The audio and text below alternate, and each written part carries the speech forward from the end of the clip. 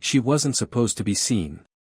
A small girl, barely 5, walked barefoot through the dusty main street of Mesa Ridge, Arizona, holding tight to a threadbare teddy bear. Her steps were small, silent, but full of fear. Beside her, a tall man kept a firm grip on her hand, eyes flicking around the crowd too sharply, too often. It wasn't care, it was control. The girl didn't speak. She didn't need to. Her eyes said enough. Trailing a few paces behind them was a German shepherd, thin, limping, and covered in dust. Its fur was rough, one ear torn, ribs visible under its coat. But its gaze, bright and burning gold, stayed locked on the man and the child. It didn't bark. It didn't move closer. It only watched. Then the girl did something that changed everything. She raised 2 small fingers to her chest, pressed them to her lips, then lifted them toward the sky. It was a quiet gesture, one only certain people would ever recognize. A silent cry for help. And it was meant for someone who'd been trained to see it. What happens next will test what you believe about people, and restore what you believe about faith, loyalty, and the bond between humans and animals. Before we begin, tell us, where are you watching from? Drop your city or country in the comments below. And if you believe animals can see what we cannot, make sure to subscribe, and type amen if you believe in miracles. The heat in Mesa Ridge hung thick like a heavy wool blanket no one could throw off. At noon, the sun bleached the desert in harsh tones of gold and bone, while the air shimmered above cracked pavement. The market was alive despite the heat, stalls buzzing with voices bargaining over fruit, meat sizzling on grills, the scent of lime, cilantro, and sweat blending with the dry dust of livestock pens. In the middle of this noisy chaos moved 3 men, unmistakably Marines, even out of uniform. They weren't marching, but their steps shared a rhythm, a quiet alertness that never left them. Leading them was Staff Sergeant Clay Rohr, age 34. Tall, broad-shouldered, skin tanned and leathered by war, and eyes the color of iron. A pale scar traced from his temple to just behind his ear, the memory of an IED blast in Helmand 5 years earlier. He carried himself like a man who'd lived through too much but still believed in order, in action. The locals didn't know his name, but they gave him space, instinctively, like people do when they pass a wolf. Not from fear, but respect. At his side walked Corporal Mason Tate, 5 years younger, wiry, sharp-eyed, with a soft southern drawl that barely hid the weight of battle fatigue. He'd grown up rough in Baton Rouge, a mother lost to drugs, a father to prison. The Marines were his way out, and Clay had become the steady force that kept him anchored. The youngest of the trio, Private Eli Danner, only 22, followed close behind. His freckled face still held traces of boyish hope despite what he'd seen overseas. He was shorter, stockier, with messy blonde hair that never seemed to obey Marine regulation. He had joined the Corps the day after his older brother, a Navy corpsman, was killed in Syria. That loss had hardened something inside him, turning grief into quiet purpose. They were on a week's leave, visiting Clay's godfather, an old mechanic who owned a repair shop on the edge of town. Stopping at the market hadn't been in the plan. Eli had insisted on grabbing tacos and seeing the local life. For once, Clay didn't argue. It was supposed to be a simple, peaceful afternoon. They were passing the meat stalls when Clay noticed her. A little girl, maybe 5, maybe younger, standing by a produce table. One small arm hugged a frayed teddy bear, the other hung limply as a tall man beside her scanned melons at the stand. The man looked mid-30s, tall, wiry, dark hair slicked back with too much oil, tattoos crawling up his arms, not art, but the kind carved in prison. His name, they didn't know yet. But Clay didn't need to. He could feel the wrongness radiating from him. The girl wore a faded pink dress, its hem dirty and torn. Her hair was tangled, and her mismatched shoes, one sandal, one sneaker, barely clung to her feet. A yellowing bruise peeked from beneath her sleeve. Her face was blank, but her eyes darted from person to person, searching, scanning, until they landed on Clay. And then she moved. Her small hand rose slowly. Palm out. Then her thumb folded in, fingers closing over it, and opened again. A tiny motion. Almost invisible. But Clay's blood ran cold. He knew that gesture. He'd seen it in training, part of a new initiative to help children signal for help silently. It wasn't random. It wasn't play. It was a cry for rescue. He turned slightly. "You see that?" he muttered. Mason followed his line of sight.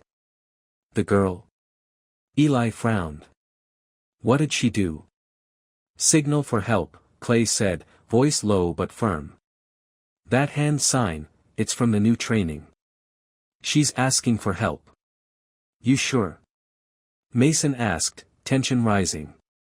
"Sure enough." The man tugged the girl's arm and said something to her. She flinched but didn't resist. Her eyes stayed distant, her body stiff, her spirit folded in. Then came a low growl. Not from any of the Marines, but from the shadows behind a stall. A German shepherd, ragged and thin, stood half-hidden, eyes burning gold in the sunlight. Its ribs showed, one ear chewed. But its stare was steady, locked on the man. No bark. No snap. Just a growl, low, deep, warning. Eli whispered, "Where'd that dog come from?" "No collar," Mason noted. "Looks like a stray." Clay studied the animal's stance. "No. He's not watching for food. He's watching her." The man noticed the growl, turned, and kicked up dust in its direction. The dog stepped back, silent but unyielding. Then the man grabbed the girl's hand again and began leading her away, toward the parking lot. Mason's tone was tight. "Clay." "I know," Clay muttered. His pulse was steady, his instincts sharper now. They weren't on duty. They weren't law enforcement. But when the girl turned her head once more and made that same silent signal, slower this time, clear as day, Clay didn't think. He moved. It wasn't a decision, it was reflex. The kind that comes from seeing too many helpless faces in war zones, too many children nobody else noticed. He signaled with a glance. Mason and Eli fanned out without a word. The crowd buzzed and hummed around them, but the three Marines' focus had narrowed to a single target, the man, the girl, and the dog that wouldn't stop following them. They trailed the pair through the busy stalls, past an old woman flipping tortillas, who looked up at Clay and teased, "Looking for something spicy, soldier?" Clay smiled politely. "Something like that, ma'am." Eli pretended to browse through a booth of old DVDs, keeping his eyes on the girl, Rosie, though he didn't know her name yet. She walked with her shoulders hunched, small hand gripping the bear like a shield. Mason grabbed a bottle of horchata from a cooler, using the purchase as cover to stay close. The man, tattoos and grease-streaked hair glinting under the sun, led Rosie toward the parking lot gates. She turned once more, looking back at Clay, her eyes wide, fearful, but brave enough to make the hand sign again. That was all Clay needed. His jaw clenched. The signal was real. The fear was real. And the dog was still there, shadowing them through the crowd like smoke. "Dog still tracking," Eli muttered. "Not random." "Yeah," Clay replied quietly. "He's guarding her." They reached the edge of the parking lot, rows of dust-covered trucks and sun-baked sedans. The man walked to an old navy blue Chevy Suburban, its passenger window patched with plastic. Mason discreetly raised his phone, pretending to text while filming. "Just in case," he said under his breath. The man opened the passenger door. Rosie climbed in, eyes empty but deliberate. The German shepherd crouched behind a nearby vehicle, its gaze locked on her. A vendor shouted nearby, "Hey, get that dog outta here," waving a greasy spatula. The noise caught the man's attention. His head jerked toward the shepherd. For the first time, fear flickered in his face. He jumped into the driver's seat. The engine coughed, then roared to life. "He's leaving," Clay said. "Got the plate," Mason murmured. "New Mexico, 3RU967. "Not local," Eli added. The Suburban backed up fast, tires spitting gravel. Rosie's pale face flashed in the window for a moment, then vanished in a cloud of dust. The dog lingered, watching the vehicle disappear. Then it turned toward Clay, padding closer until it stopped 6 feet away. Up close, the animal's wounds were clearer, a cut on its paw, a faint scar near the ribs. But its eyes held purpose. "Easy, buddy," Clay said softly, crouching. "You knew her, didn't you?" The dog didn't move, didn't bark. It simply sat, waiting. And Clay, for reasons he couldn't yet explain, understood. The sun was beginning to fall over Mesa Ridge, turning the desert sky to bruised shades of orange and violet. The heavy heat finally started to ease, but the air still shimmered above the cracked asphalt like restless ghosts. The smell of chili oil, smoke, and roasted meat lingered faintly in the wind, but for the 3 Marines standing behind an old pickup, all of that had faded away. Staff Sergeant Clay Rohr wiped a streak of sweat and dust from his brow, his eyes fixed on the direction the navy blue Suburban had gone. His gut burned with the familiar ache that always came before things went wrong. "That's it?"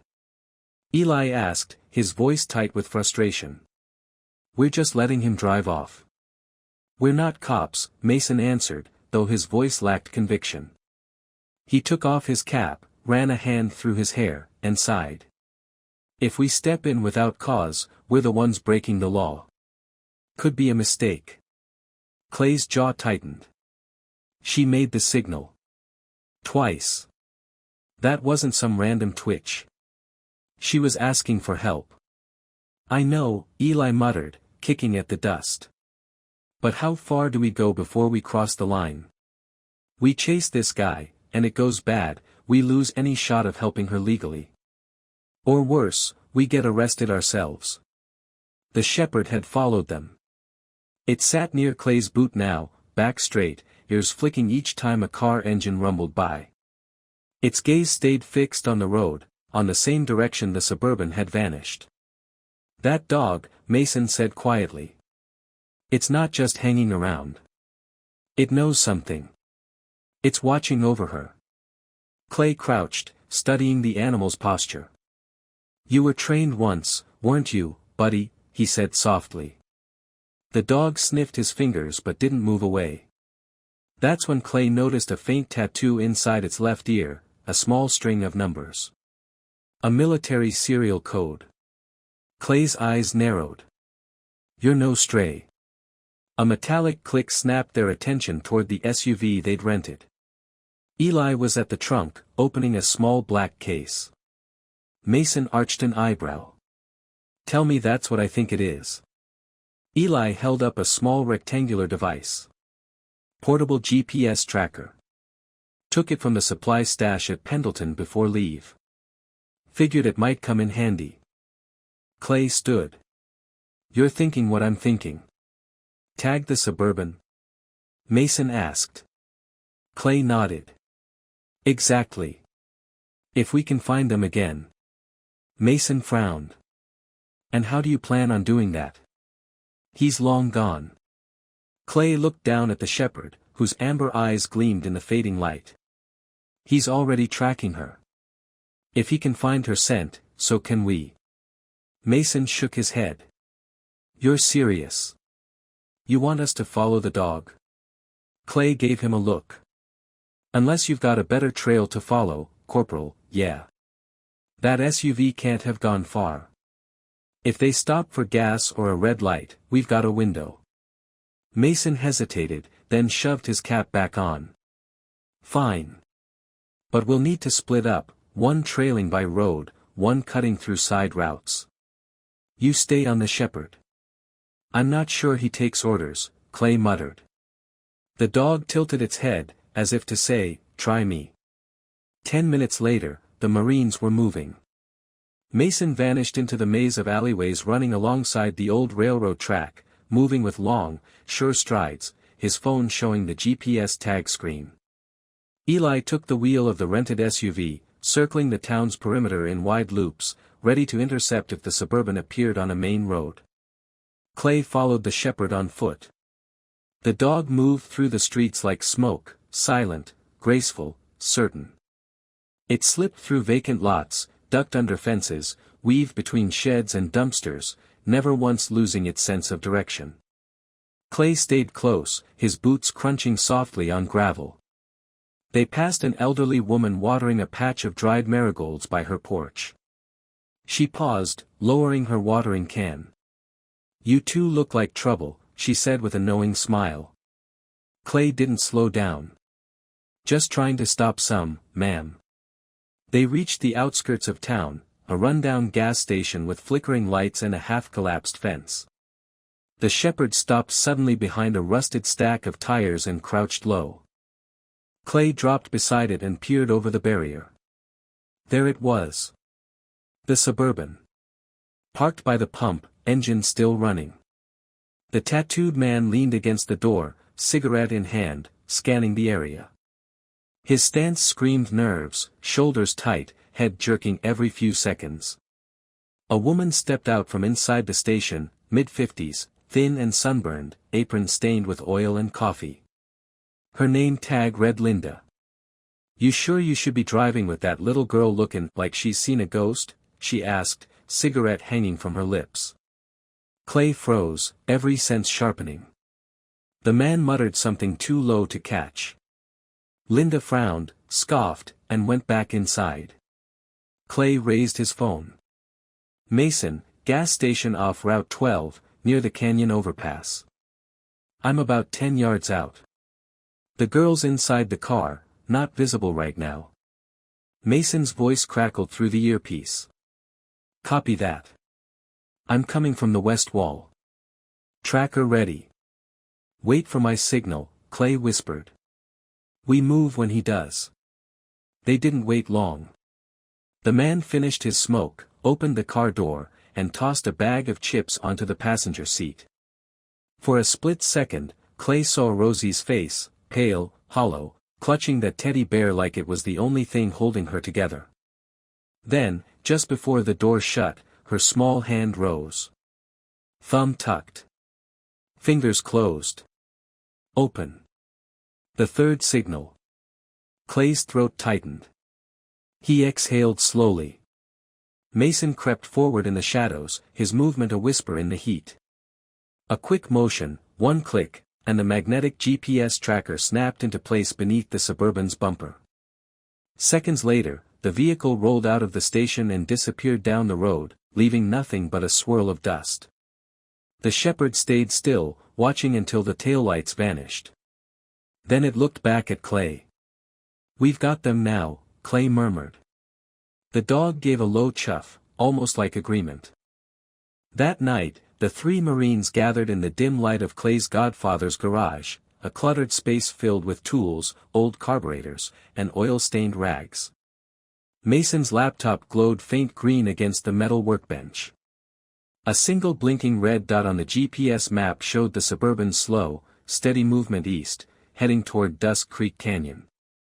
Clay had already made a call. Amber Vasquez answered on the first ring. A former military police officer turned private security contractor, she was in her mid-30s, built like someone who could drag a man twice her size out of a fight without blinking. Dark skin, tactical boots, black jeans, and an attitude that didn't waste time. They'd served together once in Fallujah. She owed him a favor. "You said urgent," she replied. "It is," Clay said, giving her the plate number and a quick rundown of the girl's description. Amber ran it through a secure system. 30 seconds later, she cursed under her breath.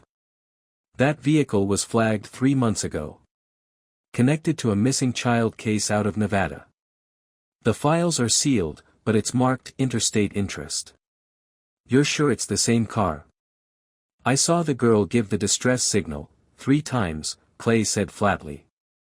Amber went quiet. Then, all right. I'm in. I'll contact my guy in State Patrol. Keep eyes on them, but don't spook him. We'll get you back up. We're not letting her disappear, Clay promised. I know, Amber said. And Clay? Watch your step. Guys like that don't just drive, they run. By the time the Marines reached the outskirts of Sunset Pines, the moon was high over the ridge.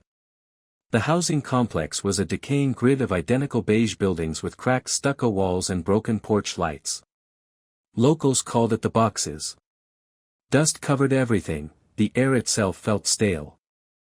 A dried-up fountain stood at the entrance, surrounded by a few abandoned toys. Clay parked their SUV in the shadows across the street, headlights off. On the GPS screen, the blinking red dot had gone still, right in front of apartment 2C. That's it, Mason whispered, adjusting his night lens. Vehicle parked. Curtains drawn. No movement yet. Eli flipped open his notebook, sketching the layout of the building and possible exits. We'll need visuals to confirm the girl's still inside, he said. Near the front bumper, the shepherd, now quietly named Mr. Barkley by Eli, sat motionless, watching the second-floor window of Unit 2C. The faint moonlight caught the old serial tattoo inside his ear. Clay crouched and stroked behind the dog's ear. You led us here. Ready for one more mission, soldier? Mr. Barkley didn't wait for an answer. He slipped into the darkness, head low, tail still. The Marines followed. Behind the building, the alley was darker, overgrown with thorny bushes and the smell of rust and trash. The dog stopped beside a stack of garbage bins, ears pricked. A faint flicker came from a window above, a television glow. Then came a soft voice, almost too quiet to hear. Mr. Barkley. Clay froze. His breath caught. It was Rosie. You came back, she whispered, her small voice trembling. Mommy didn't. But you did. Clay pressed closer to the wall, heart pounding. Through the dirty glass, he saw her shadow, a tiny figure curled beside the flickering TV light. He says Mommy's sick, she murmured. But, she wouldn't leave me. Not for this long. Mason exhaled sharply. She's alone in there. With him. Eli snapped a few photos, the window, the car, the unit number. Every image time-stamped, evidence for whoever they'd hand this over to later. Clay whispered, we'll need proof for child services or state troopers. We hand this right. Then, suddenly, a door slammed inside. Heavy footsteps. A voice, low, angry. The porch light flicked on. Clay gave a sharp hand signal. Scatter. They ducked behind the shrubs as the screen door creaked open. A man stepped out barefoot, jeans and a stained undershirt clinging to his thin frame. Cigarette glowing between his fingers. His face was hard and drawn, a map of old violence. Tattoos climbed up his neck. Kurt Griggs. He scanned the darkness, muttering. Thought I saw something. Clay held his breath. Kurt took 2 steps off the porch, eyes narrowed toward the shadows, and then, after a long pause, flicked the cigarette into the dirt and went back inside. The door slammed shut. Silence. Too close, Eli whispered. Way too close, Mason muttered. For 10 long minutes, they stayed still, listening to the night hum. Finally, the porch light flicked on. Clay gave a sharp hand signal. Scatter. They ducked behind the shrubs as the screen door creaked open. A man stepped out barefoot, jeans and a stained undershirt clinging to his thin frame. Cigarette glowing between his fingers. His face was hard and drawn, a map of old violence. Tattoos climbed up his neck. Kurt Griggs. He scanned the darkness, muttering. Thought I saw something. Clay held his breath. Kurt took 2 steps off the porch, eyes narrowed toward the shadows, and then, after a long pause, flicked the cigarette into the dirt and went back inside. The door slammed shut. Silence. Too close, Eli whispered. Way too close, Mason muttered. For 10 long minutes, they stayed still, listening to the night hum. Finally, Clay pulled out his phone and typed a message to Amber. Unit confirmed. Girl inside. Ongoing surveillance. Her reply came fast. Good. In a small storage unit near the edge of the housing complex, 3 Marines sat in tense silence. The cramped space had once been used by Clay's godfather to store old farm equipment. Now, it served as their command post. 4 walls, 1 flickering outlet for the laptop, and a small electric kettle that hissed faintly in the background. The air inside felt heavy, a mix of stale coffee, sweat, and adrenaline that hadn't cooled since the night before. Mason paced the concrete floor, boots crunching with every step. I called the sheriff's office, he said finally. Told them the make of the car, the plate, that a kid might be in danger. Clay didn't look up. And? They said unless we can prove it, visual evidence of abuse, warrant in hand, there's nothing they can do. File a report and let CPS handle it, Mason said bitterly, mimicking the flat voice of the dispatcher. They didn't even take your name, did they? Eli asked from his seat on an overturned bucket. They transferred me 3 times, then hung up. Clay dragged his palms down his face, frustration written across every line. They hear 3 ex-Marines sniffing around, they think we're just overreacting. Mason stopped pacing. We're not. You saw her. That girl's in trouble. She's signaling for help, and that dog, he knows it too. Mr. Barkley lay near the door, quiet and composed, his head resting on his front paws. Every now and then, his ears would twitch, as if listening to sounds beyond the room, distant engines, voices, vibrations none of them could hear. Then we call someone who will listen, Clay said suddenly. He pulled out his phone. I know who to reach. Her name was Vanessa Hull, and she wasn't the kind of person you called unless it mattered. Early 40s, tall, solidly built, with warm brown skin and tightly braided hair that ended just at her neck. She'd been an Air Force medic before becoming a child services investigator. Her voice could calm a crying toddler or silence a courtroom. Clay had met her 5 years earlier during hurricane relief operations in Louisiana. She'd been organizing extractions from flooded nursing homes while he'd been running supply lines. They'd stayed in contact ever since. When she answered, her voice was low and rough with sleep. Clay roar, she said. Been a while. I need your help, Vanessa. Urgently. That one word made her sit up straighter.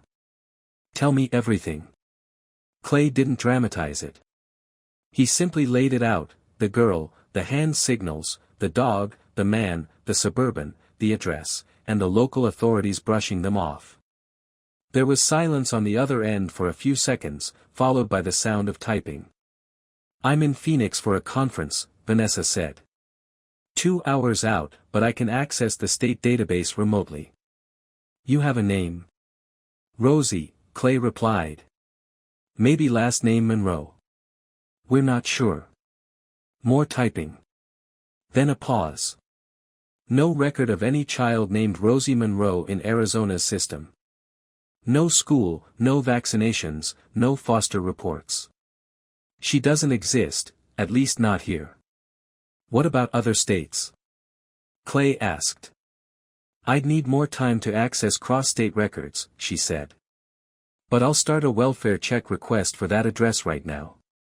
Apartment 2C, Sunset Pines Complex, Clay confirmed. Vanessa exhaled softly. That place again. We've had reports from there before, drugs, neglect cases, illegal tenants. If we roll up with CPS and a trooper, nobody's asking questions. How long till you can get here? Clay asked. Hour and 40, if I push it. I'll call in backup to meet me there. She hesitated, then added, Clay, listen. If that man moves before I arrive, you stop him. If he crosses state lines with her, it turns federal, and slower. Clay's voice was steady. Understood. Don't engage unless you have to, unless the child's life is in danger. I understand.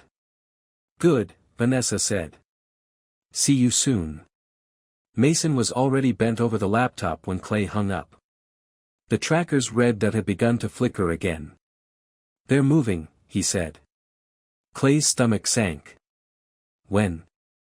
3 minutes ago. Engines running. Still in the lot, but shifting east, slow. They're packing up, Eli said, crouching by the small window that faced the street. Through his binoculars, he could see movement at apartment 2C, the man carrying duffel bags to the car. Snacks, bottles of water. He's getting ready to drive. He's not just leaving town, Mason muttered. He's running. Or worse, Eli added quietly. Clay's eyes hardened. We stall him.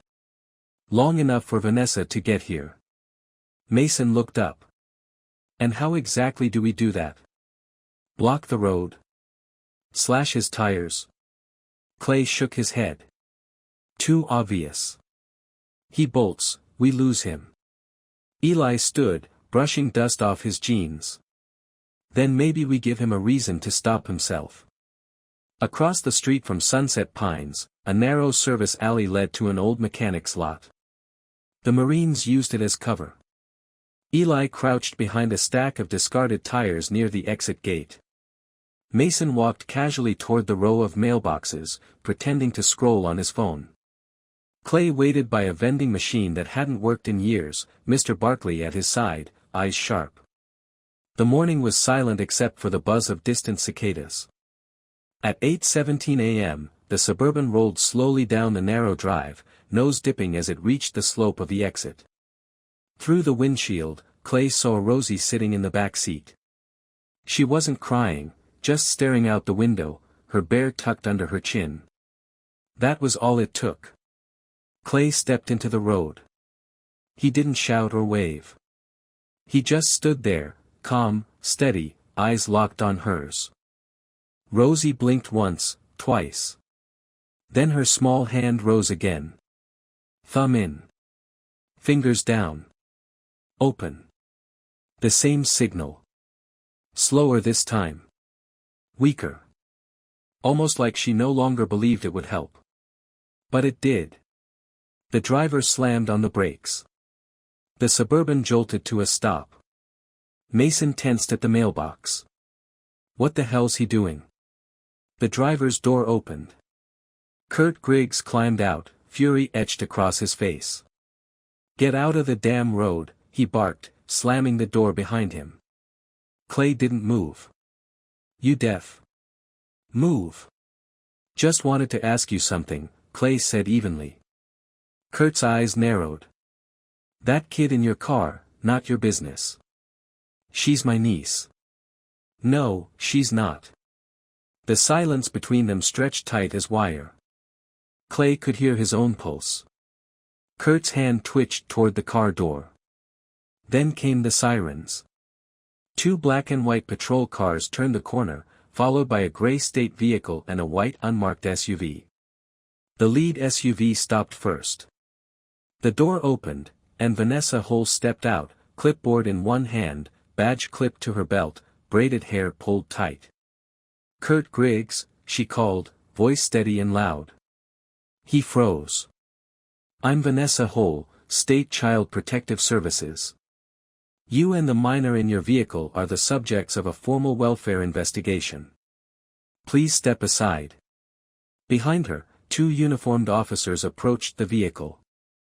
Rosie looked through the window, her small face pale, her eyes meeting Clay's. This time, she didn't make a signal. She just smiled, faint, tired, but real. For the first time, Clay let himself breathe. Hours later, the sun was long gone from Mesa Ridge. The town was still, the wind sharp and dry. But out on State Route 74, things weren't done yet. A rusty Dodge pickup sat on the shoulder, hood up, engine idling softly. Clay crouched beside it, grease smeared across his arms, though the truck was perfectly fine. Beside him, Mr. Barkley sat upright, scanning the dark horizon. Eli, Clay murmured into his mic, eastbound stretch clear. Clear, came the whisper through static. Copy that, Clay said. He looked down the road. 30 yards ahead, Mason adjusted a roadside reflector, checking its angle. The faint glint of its metal flashed in the starlight. Everything was in place. This wasn't an ambush. It was a stall, a delay. After the confrontation that morning, Vanessa had done everything she could, filed emergency paperwork, called in the welfare team, arranged custody review. But bureaucracy was slower than a man running scared. Kurt Griggs had driven away that evening after insisting Rosie was fine, and without enough hard evidence, they couldn't detain him. The girl had no records. No papers. No birth certificate. Legally, she existed only in Clay's word, and in the eyes of a wounded German shepherd who wouldn't stop tracking her.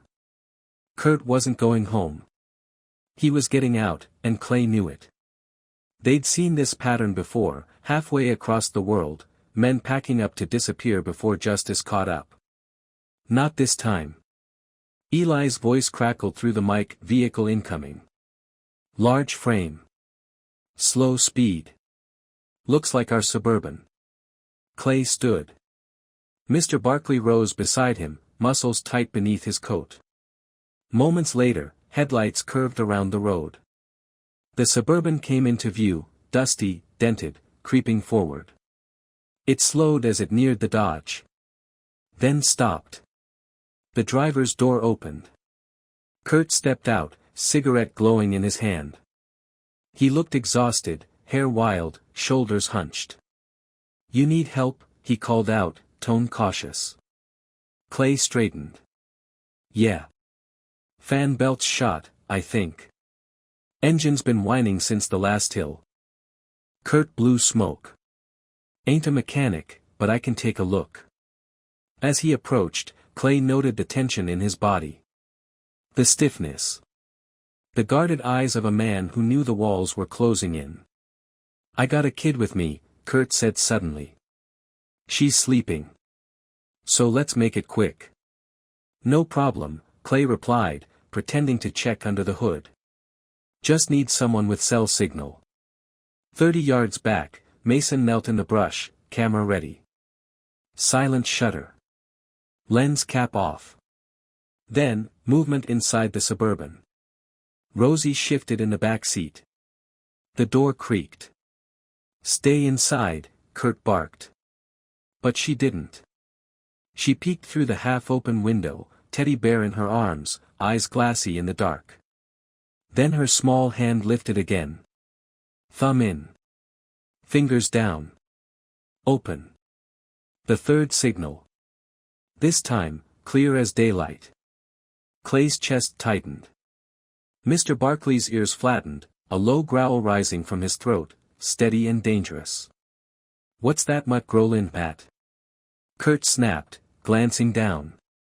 Easy, Clay said, raising a hand. He's protective. Of what? Clay didn't answer. His eyes were locked on Rosie. She hadn't looked away. Her hand trembled, but she kept the signal strong. That was all the proof they needed. Eli appeared from the shadows, walking casually up the road. Everything okay here? He called. Kurt's eyes narrowed. You all traveling together? Eli shrugged. Just passed by. Saw the lights, figured I'd check. He smiled easily. That your daughter? My niece, Kurt replied quickly. Ah, Eli said, pretending to admire the car. You've got the same eyes. Mind if I get a quick photo? My wife's a social worker. Love seeing families helping each other. Might use it for a talk. Kurt stiffened. Nah. No pictures. But Eli had already taken one, quick, discreet, perfect. Rosie, her hand, the signal, the teddy bear. Got what I need, he murmured softly. And then, sirens. This time, real ones. A trooper unit came into view, lights off, silent approach. They'd made it. Vanessa's call had gone through. The cruiser stopped behind the Suburban. Two officers stepped out, one older, silver mustache, gray eyes sharp. The other younger, body cam blinking red. Mr. Kurt Griggs, the older one announced, badge raised. This child is the subject of an emergency welfare seizure under Article 42B. We have a signed order from a state judge. Step away from the vehicle. What the hell is this? Kurt snapped, hands rising defensively. Back away from the vehicle now. The younger trooper opened the rear door. Rosie sat frozen for half a second, then reached out. Clay stepped forward as the officer lifted her gently out. She didn't hesitate. She went straight into his arms. Rosie, he whispered, his throat tight. She buried her face into Mr. Barkley's fur, the low growl replaced by a soft, rumbling sigh. Vanessa's SUV pulled up behind the cruisers. She stepped out, holding a folder thick with papers. We'll take it from here, she said firmly. Kurt didn't resist. He just stared as the cuffs clicked around his wrists, the fury in his eyes dulled now to something hollow. The desert wind picked up, carrying away the last of the night's heat. And as Rosie clung to her teddy bear, her face pressed against the shepherd's neck, Clay realized, this wasn't the end. It was the beginning of a new fight. The first pale light of dawn crept over Dust Creek, brushing gold across the jagged ridges. The desert was silent except for the faint hum of the wind and the distant hiss of a waking town. By the time the sun broke fully over the horizon, Rosie was safe, wrapped in a gray blanket, asleep in the back seat of Vanessa Hull's state-issued SUV. Her teddy bear, Mr. Buttons, was tucked beneath her chin, and Mr. Barkley, the battered German shepherd who'd never left her side, lay stretched out at her feet. They were parked outside the Mesa County Child Protection Center, a modest stucco building with teal trim and a faded sign that read, "Every child deserves safety." Inside, the early morning hours buzzed softly, phones ringing, paperwork shuffling, muted voices trading updates. Vanessa stood near the reception counter, a steaming mug of coffee in one hand, her face drawn but steady. She'd seen countless stories like this one, some ended in healing, some didn't. But this one felt different. Because this time, there was hope. In the waiting area, Clay Rohr sat forward on a bench, elbows on his knees, hands clasped tight. The adrenaline from the previous night had burned off, leaving behind that familiar exhaustion that came after too many hours of doing the right thing the hard way. Mason leaned against the wall beside the vending machine, arms crossed, jaw tight. Eli scrolled through his phone, organizing photos and timestamps, every shot, every frame, evidence to support Rosie's case. At their feet, Mr. Barkley lay still on a small rug, head resting on his paws. His coat, now cleaned and brushed, glistened in the slanted morning light. Every few moments, his tail would twitch, but his eyes stayed half-closed, peaceful, watchful. "I swear I've seen that dog before," Clay murmured. Vanessa, who'd been flipping through reports at her desk, looked up. "You might have." She snapped a picture of the shepherd on her phone and sent it to a contact in Flagstaff, a retired military K-9 handler she trusted. 30 minutes later, the reply came in. Mr. Barkley wasn't just any stray. He was Sergeant Barkley, a decorated K-9 unit with the 17th Marine Recon Battalion. 5 years old. Presumed missing in action after a convoy ambush in Afghanistan 2 years earlier. No one knew how he'd made it back to American soil, or how he'd found Rosie. Vanessa read the report aloud.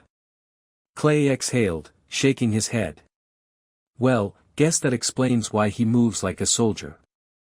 Rosie, still half asleep, stirred at the sound. When Vanessa finished reading, she whispered softly, "I always knew he was special."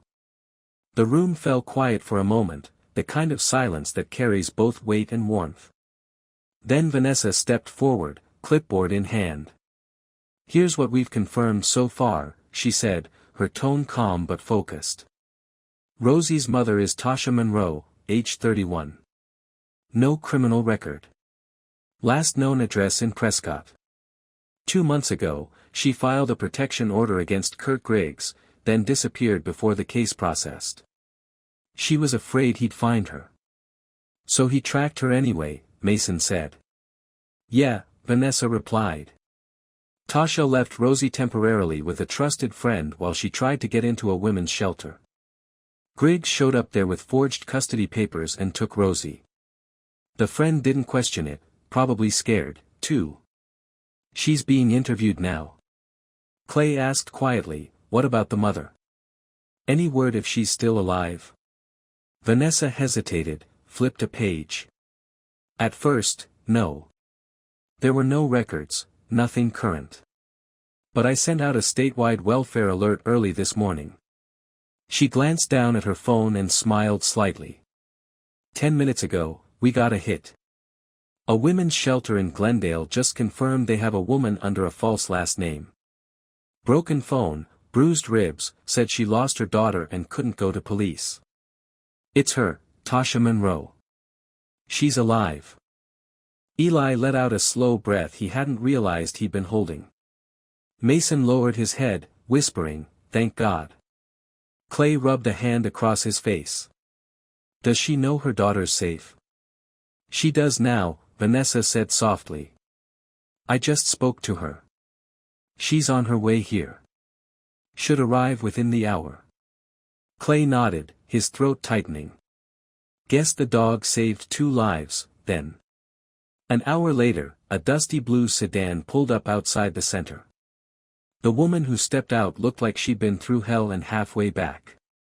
Thin, pale, wrapped in a hoodie 2 sizes too big, her auburn hair tied back in a shaky ponytail. Her face was drawn, with deep circles beneath her green eyes, but when she stepped inside and saw her daughter, something in her expression broke open like sunlight through clouds. Baby, she whispered. Rosie had been sitting quietly at the play table, coloring a picture with a dull marker. At the sound of that voice, her head jerked up. Mama. She ran. Tasha dropped to her knees just in time, catching her daughter in her arms. Their embrace was fierce, desperate, silent except for the sound of their sobs. Clay, Mason, Eli, and Vanessa all stood back, giving them space. It was one of those moments that didn't need witnesses, but everyone knew they'd never forget.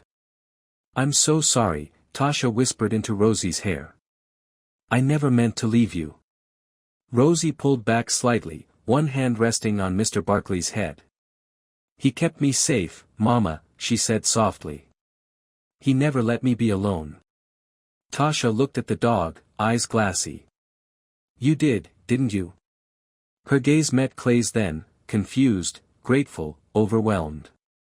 Are you the one who? Clay nodded. It was all her. And the dog. We just listened. Tasha tried to smile, but it wavered into a trembling sob. Vanessa stepped closer, her tone gentle but firm. Miss Monroe, we'll get you set up properly this time.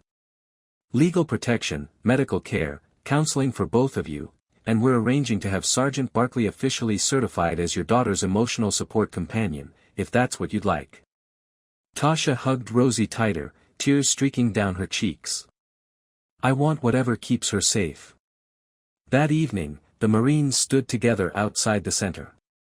The sun was setting behind the desert hills, painting everything in soft shades of orange and violet. A cool breeze drifted across the courtyard, carrying the faint scent of sage and rain.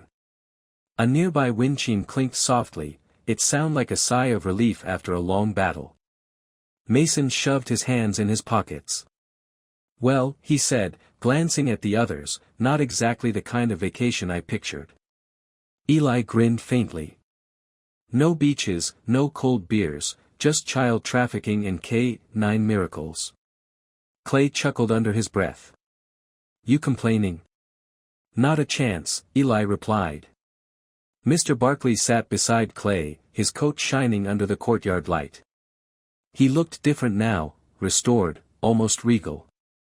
Not just a stray anymore, but a soldier home again. Vanessa stepped out the front door. Tasha asked if you'd like to say goodbye, she said. The three Marines exchanged glances, then followed her inside. Rosie stood in the hallway, her hand in her mother's. When she saw Barkley, she let go and ran forward. This time, she didn't use any signals. She didn't need to. She just threw her arms around the shepherd's neck. "Thank you, Mr. Barkley," she whispered. The dog gave a soft chuff, the sound halfway between a sigh and a promise. His eyes closed as if to say, "Mission complete." Outside, the last light of day shimmered over Dust Creek. The wind was calm. The desert, for once, felt quiet, not empty, but whole. And as the sun dipped behind the ridges, three Marines, a child, her mother, and a battle-worn shepherd stood at the edge of something rare, the kind of peace that comes only after chaos has been faced head-on. The next morning broke clear and bright over Mesa Ridge. The sun climbed fast, spilling golden light across the red-dusted hills. The sky stretched wide and blue, with only the faint brush of cirrus clouds above. A warm wind carried the scent of dry sage and desert bloom. Inside the Mesa County Social Services office, room 207 wasn't filled with paperwork or tense questions. It was filled with laughter, the kind that trembles at first, then spills out like sunlight after a storm. Rosie sat curled up on a wide leather chair, her arms wrapped around her mother's waist. Tasha Monroe, no longer trembling, held her daughter close, fingers weaving gently through Rosie's tangled blonde hair. The shadows that had haunted her face were gone, replaced by something softer, alive again. Beside them on the floor lay Mr. Barkley, stretched out on the cool tile. His fur gleamed in the morning light, brushed to a golden sheen. His tail thumped lazily every few seconds, but his eyes remained open, alert as always, his gaze shifting between the girl and the door, still guarding even in peace.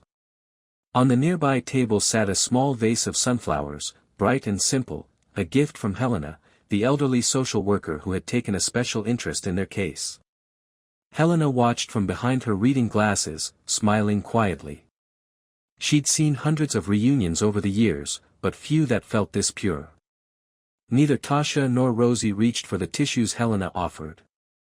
They didn't need them. Their tears had already been shed, what remained now was warmth.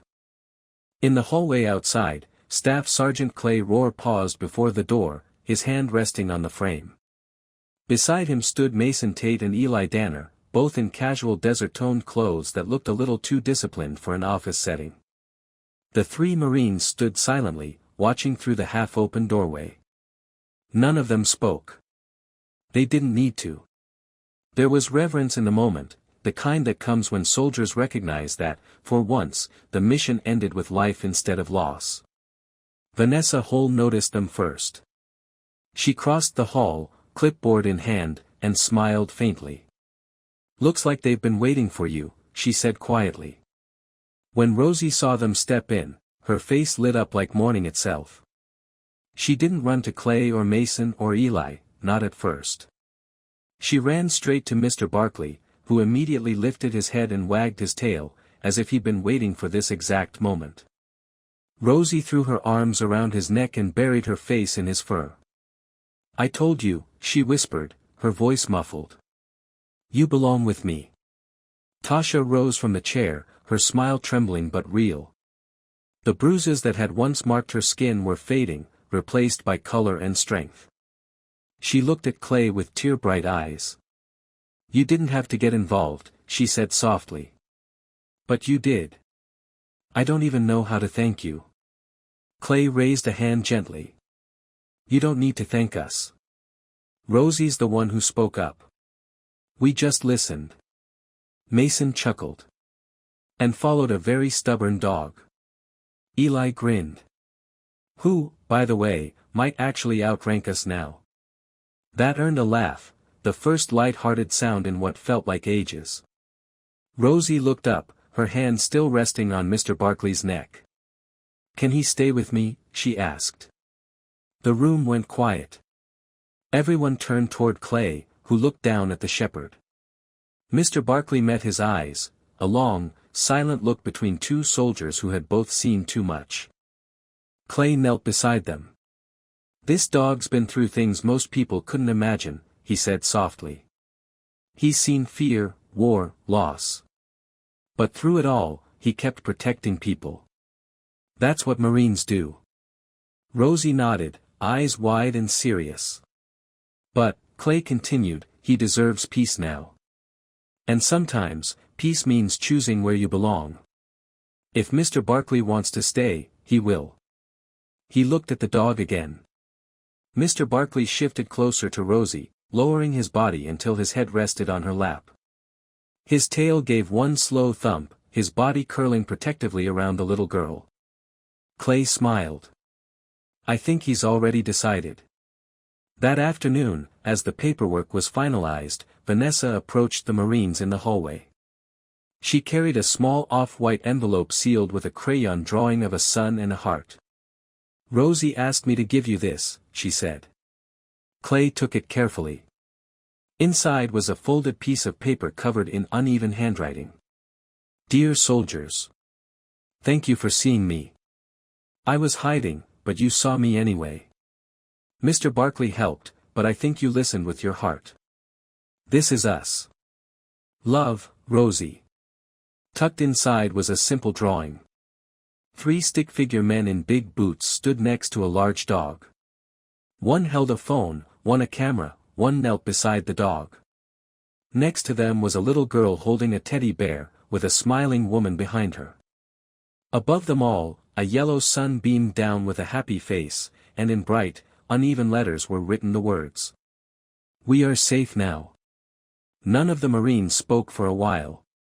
Finally, Clay folded the note back into its envelope and said quietly, "We'll frame it." "Already have a spot for it," Mason said, half smiling. "Right above the gear locker." Eli nodded. "Next to that one from the kids in Marja." Vanessa tilted her head. "You've done this before." Clay looked through the doorway at Rosie and Mr. Barkley sitting together. "Not exactly," he said softly. "But this one we'll remember." As the day stretched toward evening, sunlight poured through the windows, casting long golden beams across the floor. The final documents were signed, Rosie officially placed in protective custody with her mother. Tasha agreed to therapy, legal aid, and relocation support. Mr. Barkley's registration was filed through Clay's old military contacts, granting him official status as Rosie's emotional support companion. Outside the office, before they left, Rosie turned once more to the 3 Marines. "I made another drawing," she said, handing them a sheet of paper. It was simple, a sketch of Mr. Barkley standing tall, tail high, the word "hero" written in big block letters above him. Clay knelt and smiled. "You got that right." Rosie grinned shyly. "He told me he was a good soldier." Clay nodded. "The best kind." The late afternoon sun burned soft over the desert, gilding the town's edges with light. Wind whispered across the hills, carrying the faint scent of sage and dust. And somewhere in that quiet, it was easy to believe that miracles still walked among them, not in halos or wings, but in pause, and in people who refused to look away. Sometimes, God doesn't speak through thunder or fire. Sometimes, His voice comes through the quiet eyes of a child. Through the loyalty of a forgotten dog. Or through the steady hands of strangers who choose compassion over comfort. Rosie didn't have a voice the world could hear, but heaven did. And when she called, it didn't send angels in robes. It sent 3 soldiers in dusty boots and a dog named Mr. Barkley, whose faith never broke, even after war and abandonment. Because miracles aren't always loud. They often arrive quietly, in the form of those who stop, listen, and act when no one else does. If this story touched your heart, share it with someone who needs hope. Leave a comment below to remind others that kindness still changes lives. And if you believe every child deserves to be seen, loved, and protected, type Amen to stand with us in faith.